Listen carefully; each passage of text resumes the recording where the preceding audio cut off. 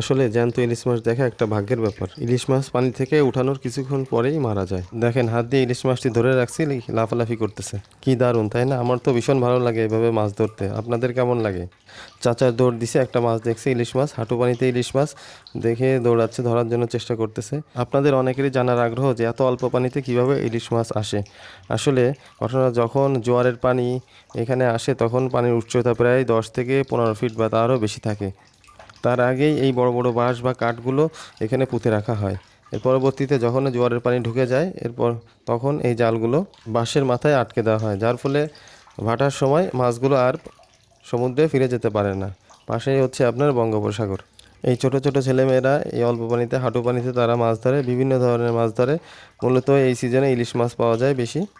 আমার তো এভাবে ইলিশ মাছ ধরতে খুবই ভালো লাগে। দেখেন জ্যান্ত ইলিশ মাছ এখনও লাফালাফি করতেছে। ইলিশ মাছগুলো মাত্র ধরা হয়েছে।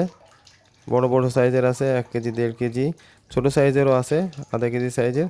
দেখেন একটা বড় ইলিশ মাছ, প্রায় 2 কেজির কাছাকাছি হবে, 1.5 কেজির মতো হবে আর কি। কালারগুলোও খুব সুন্দর।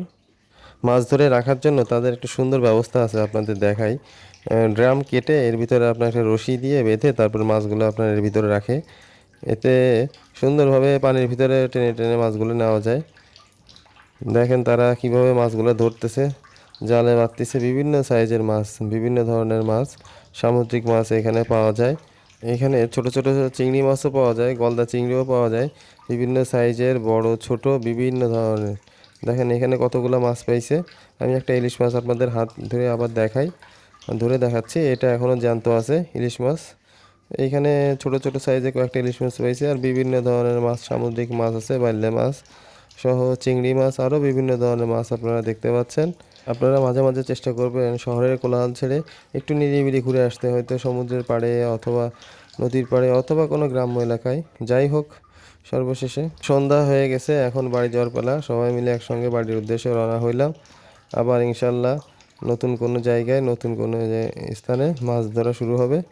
সবাই ভালো থাকবেন এবং আমার জন্য দোয়া করবেন যেন নতুন কোনো পরিবেশ, নতুন কোনো জায়গায় আপনাদের আমি সুন্দরভাবে দেখাতে পারি।